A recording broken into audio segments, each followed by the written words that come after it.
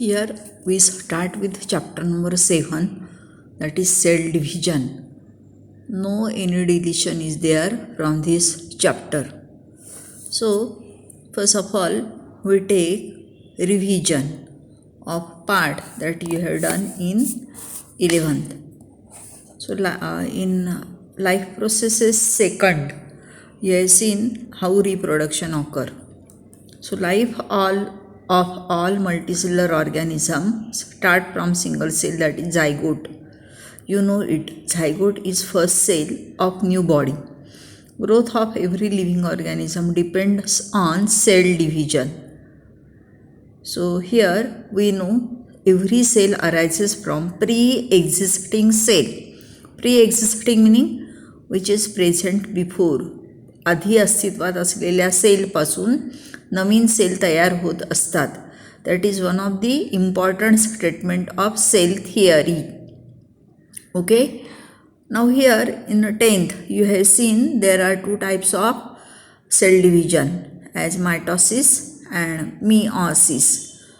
Now in this year you have to study one more type of cell division, amitosis, along with cell cycle. So observe this diagrammatic representation from your book. Here you can observe cell cycle. It is divided into two important parts. Here it is a first part, what we call interphase, and here it is another part, that is M phase, or where mitosis occur. Interphase is longest phase, and again it is divided into three sub-stages as G1 phase, S phase and G2 phase. So at end of mitosis, cytokinesis meaning division of cytoplasm occur to produce two daughter cell from single cell, where chromosome number remain same as that of parent cell. We call this as phenomenon of cell cycle. So what is this cell cycle? Sequential events occurring in life cycle of cell. Life of cell is called cell cycle. Sequential, which occur in definite sequence, is called sequential event, and phenomenon is cell cycle. We have seen there are two phases of cell cycle as interphase and M phase. It is an interphase and here M phase. So there are two important phases of cell cycle, interphase and M phase. During interphase, cell undergoes growth or rest according to need. एक तर सेलची growth होते किंवा cell undergo resting in the interphase. and M indicate mitosis. During M phase, cell undergoes division. So interphase alternate with M phase, period of division, period of mitosis. Interphase नंतर code येणार M phase, पुन्हा code येणार interphase. So there is alternation of interphase and M phase. Is it clear? Okay, so here start with first phase, interphase of cell cycle. Interphase is a stage between two successive cell division. ही एक mitosis झाली, mitotic phase किंवा M phase झाली की काय येणार interphase, पुन्हा code येणार M phase. म्हणजे दोन मायटॉटिक फेज किंवा एम फेजमधला टाईम पिरियड याला म्हणायचं interphase. Clear? So interphase is a stage between two successive cell division. It is longest phase of cell cycle during which cell is highly active, prepare itself for cell division.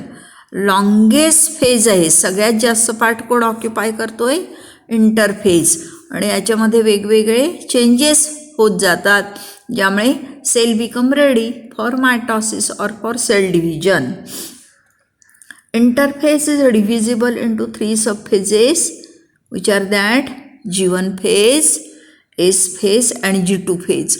So there are three phases of what we call interphase. It is important sentence. You have to underline it. Interphase is divisible into three subphases: G1, S phase and G2 phase. In diagram we have seen these three phases. It is a G1 phase, S phase and G2 phase. So they occur one after other in a sequence. आधी code होणार G1 phase, नंतर code S phase आणि शेवटी code G2 phase. G1, S आणि G2 ह्याचं meaning बघतोय आपण. In that first one, G1 phase, also known as first gap period or first growth period, which are alternative name for G1 phase, first gap period or first growth period, start immediately after cell division. या ठिकाणी sale division झाली आणि लगेच सेलनी कशामध्ये entry केली? G1 फेजमध्ये. So it start immediately after M phase or cell division of cell. Cell perform RNA synthesis. Three types of RNAs are produced. So here it is a region where three types of RNAs are produced. Protein synthesis occur. It is a region where cell undergo protein synthesis and synthesis of membrane. So these are three important events of G1 phase. G1 phase मध्ये महत्त्वाचं काय काय आहे? RNA synthesis, protein synthesis and synthesis of membrane. So three different events are important in G1 phase. Then come S phase. S meaning synthesis. It is a synthesis phase in which DNA is synthesized or replicated. DNA replication meaning duplication होत असतं. म्हणजे थोडक्यात DNAच्या नवीन copy तयार होतात आणि म्हणून ह्याला म्हणायचं synthesis of DNA or replication of DNA. As a result, amount of DNA per cell double. ज्यामुळे काय होणार? DNAची अमाऊंट आहे प्रत्येक सेलमध्ये असलेली ही वाढणार, डबल होणार. Histone proteins are also synthesized during this phase. So important two changes occur. First one, synthesis of DNA, and second one, synthesis of histone protein. You have to remember features of G1 phase. हे तीन सांगितलेले आहेत. हे G1चे feature आहे. एसचे दोन feature कोणते? DNA synthesis आणि हिस्टोन प्रोटीन सिंथेसिस. हे महत्त्वाचे आहेत, हे लक्षात ठेवून द्यायचे. Then come G2 phase. Here it is a second gap phase which occur after S phase and before M phase. S phase नंतर आणि M phase पूर्वी. कळलं? कोणती फेज येते? G2 phase किंवा second gap phase. So concentrate on this G2 phase. Here G2 is second growth phase or second gap phase. Nucleus increases in volume. It is a first feature. न्यूक्लियसची size वाढणार. Metabolic activities essential for cell division occur. Cell डिव्हिजनसाठी ज्या ज्या metabolic activities लागणार आहेत ह्यांचा rate वाढणार. Various proteins necessary for cell division are synthesise. Protein जी आवश्यक आहेत सेल डिव्हिजनसाठी ही तयार होऊ राहतात. RNA synthesis occur. So RNA synthesis occur during two phases, G1 phase and G2 phase. In animal cell, daughter pair of centriole appear near the pre-existing pair. मागच्या व्हिडिओमध्ये आपण सेंट्रिओल फक्त ॲनिमल सेलमध्ये आहेत, त्यांचा रोल सेल डिव्हिजनमध्ये आहे हे पाहिलेलं आहे. So that is regarding three different sub phases of interphase. Then come important one, what we call M phase or period of division. M stand for mitosis or meiosis. Either it is mitotic division or meiotic division. Anyway, division occur.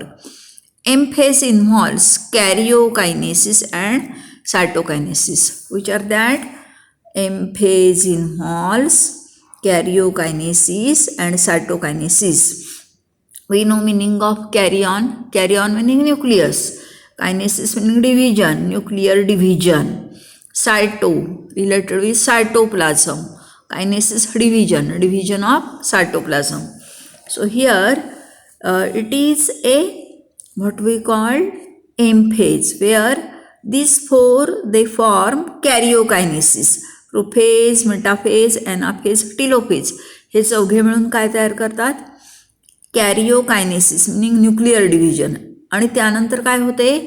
Cytokinesis, ज्यामुळे सायटोप्लाझमचे 2 part तयार होतात आणि 2 daughter sale तयार होतात एका parent सेलपासून. कशामध्ये? मायटॉसिसमध्ये. So here karyokinesis is a division of nucleus into 2 daughter nuclei, we know it, while cytokinesis is a division of cytoplasm resulting in 2 daughter cell. So you must remember meaning of karyokinesis and cytokinesis. So is it clear? You have to sketch and label. S and L indicate sketch and label this diagram of cell cycle. Cell सायकलची ही जी diagram आहे ही तुम्ही label करायची आहे. कशासाठी? होमवर्कमध्ये. Then write question, define cell cycle. You have to write definition of cell cycle. Then characteristics of G1 phase, S phase and G2 phase. G1 फेजचे हे जे कॅरेक्टर पाहिले ते, एसचे जे 2 इम्पॉर्टंट पाहिले ते, आणि G2चे कॅरेक्टर्स लिहायचे आहेत. किती क्वेश्चन सांगितले मी तुम्हाला? पहिला सांगितला स्केच लेबल, दुसरा सांगितला डेफिनेशन, तिसरा काय सांगितला? Characteristic of G1 phase, S phase, G2 phase. हे वहीमध्ये लिहायचे आहेत. कळलं? त्यानंतर एम फेजमध्ये 2 इम्पॉर्टंट टर्म आल्या. एक आली काय? कॅरिओकायनेसिस, सायटोकायनेसिस. ह्यासुद्धा डेफिनेशन लिहायचे आहेत. What is karyokinesis, what is cytokinesis, म्हणजे 3 डेफिनेशन लिहिताय तुम्ही. एक लिहिताय सेल सायकल, दुसरी कॅरिओकायनेसिस आणि तिसरी सायटोकायनेसिस. कळतंय? Okay. So that is regarding first part cell cycle. Then after you have to study types of cell division. Types of cell division. There are 3 kinds of cell divisions found in animal cell. Which are that? Amitosis or direct division. Second is mitosis or indirect division. And third is meiosis or reductional division. First one, amitosis. Second, mitosis. And third one, meiosis. Found in which cell? Animal cell. Mitosis can be performed by haploid as well as diploid cell. So mitosis occur in all type, haploid as well as diploid cell. But meiosis can be performed only by diploid cells only. Meiosis कोणामध्ये होणार? फक्त diploid cellमध्ये. In 12th you have to study honeybee. In honeybee, drone develop from haploid unfertilized egg. Drone आहेत म्हणजे male बीज आहेत. ह्या कोणापासून तयार होतात? Haploid unfertilise eggs. How are eggs? They are haploid and not fertilise. In Marchantia is bryophyte. Haploid spore form gametophyte by mitosis. Haploid स्पोरच्या mitotic division होतात आणि गॅमेटोफाइट तयार होतो. हॅप्लॉइड प्लांट बॉडी तयार होते जी गॅमेट तयार करते. So in case of Marchantia, haploid spore give rise to gametophyte by mitosis.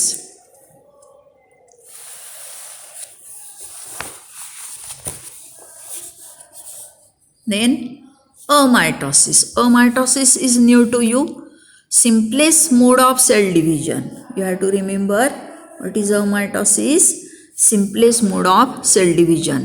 During amitosis, nucleus elongates and constriction appear somewhere along its length. Nucleus आहे हे इलॉंगेट होणार आणि मग ह्याला कॉन्स्ट्रिक्शन म्हणजे कुठेतरी आहे हे काय होणार?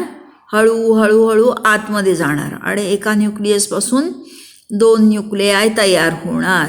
That is constriction. So in this way constriction deepens divide nucleus into 2 daughter nuclei. Nucleus पहिल्यांदा इलॉंगेट होतं. कॉन्स्ट्रिक्शन म्हणजे थोडक्यात क्लेफ्ट किंवा खाच डेव्हलप होते. हे हळूहळू आत जाते आणि एका न्यूक्लियसचे 2 न्यूक्लियाय तयार होतात. कळलं? आलं लक्षात? This is followed by division of cytoplasm which result in 2 daughter cell. ह्याच्या भोवताली जे सायटोप्लाझम असतं हे सुद्धा 2 पार्टमध्ये डिव्हाइड होतं आणि 2 डॉटर सेल तयार होतात. काय तयार होतात? 2 daughter cells. This indicate daughter cells are produce. Division occur in unicellular organisms, abnormal cell, old cell and in fetal membrane cell. So give location of mitosis. First one, unicellular organism like amoeba, paramecium. Second, abnormal cell. Third, old cell. And fourth one, fetal membrane cell. Fetus, जन्माला न आलेली baby. ते कुठल्याही मॅमलची असेल. ह्याच्या मेम्ब्रेनमध्ये ज्या division होतात वेगवेगळे मेम्ब्रेन असतात फिटसमध्ये. ह्याच्यामध्ये ज्या डिव्हिजन होतात ह्या कशा असतात? Amitosis. So is it clear? काय काय पाहिलं आपण? Simplest mode of cell division आहे ज्यामध्ये न्यूक्लियस पहिल्यांदा इलॉंगेट होतं. कॉन्स्ट्रिक्शन डेव्हलप होतं. हे कॉन्स्ट्रिक्शन डीप होत जातं. 2 न्यूक्लियाय सेपरेट होतात. त्याचबरोबर सायटोप्लाझमसुद्धा 2 पार्टमध्ये डिव्हाइड होतं आणि एका सेलच्या 2 डॉटर सेल तयार होतात. कळलं? So here it is amitosis. कोणामध्ये होतं? Unicellular organism, abnormal cell, old cell आणि फिटल मेम्ब्रेन सेल. त्यानंतर पुढची डिव्हिजन आहे mitosis. So it is a second type of cell division. And third type of cell division we call it as meiosis.